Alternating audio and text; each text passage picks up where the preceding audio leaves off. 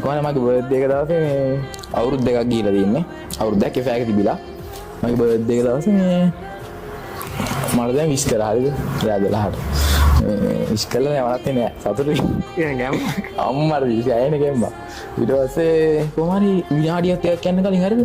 ඒ අනිත් පැත්තේ ස්ටේටස් දානවා වෙන කොල්ලෙක් උඩ මගේ ෆින්ගර් පැටියද මොකද්ද වුණා හරිද මට වෙල්ල වෙලා ඉඳලා ඇත්තටම මට මේ මං ඉතින් බැලුවා මං ඉතින් මකට යෝගියක් කල්ලනවා කියලා මං ඉතින් සිරාට මාතල් එකට මං කරලා දාලා ගියා මං පස්සේ ඇහුවා හරිද ඉතින් මට මේක නුන්නා මං කෙනෙක් කියලා නෑ මමයි මට යාළුවෙක් දවසට කිව්වා යා ඕක කළා හරියන්නේ මට ඒ දවස්වල කියලා තියෙන සෑහෙන්න ඕකෙන් මොකද්ද ඔයාලා ඕකෙන් කරන්න පුළුවන් ඔයාලා ඕකෙන් ගොඩ යන්න බෑනේ මොකක් හරි කෝස් එකක් කරන්න මොකක් හරි වැඩක් කරන්න කියලා දෙනවා කොහොම හරි දැන් මේ ළඟදී කියන්නේ ළඟදී නන් නෙමෙයි දැන් ටිකක් කල් වෙනවා මේ මට මං ගාව නම්බරයක්වත් නැහැ මොනවත් නැහැ මේ මොනවාද Facebook එකෙන් මෙසේජ් එකක් දාලා තිබ්බා මේ මගේ යාළුවෝ ඔයාගේ ෆෑන්ස්ලා මගේ යාළුවෝ වගේ වීඩියෝස් බලනවා මේ එහෙම කියලා මොකද හිතන්නේ ඉතින් අම්මට සිරින ගැම්මක් ආවේ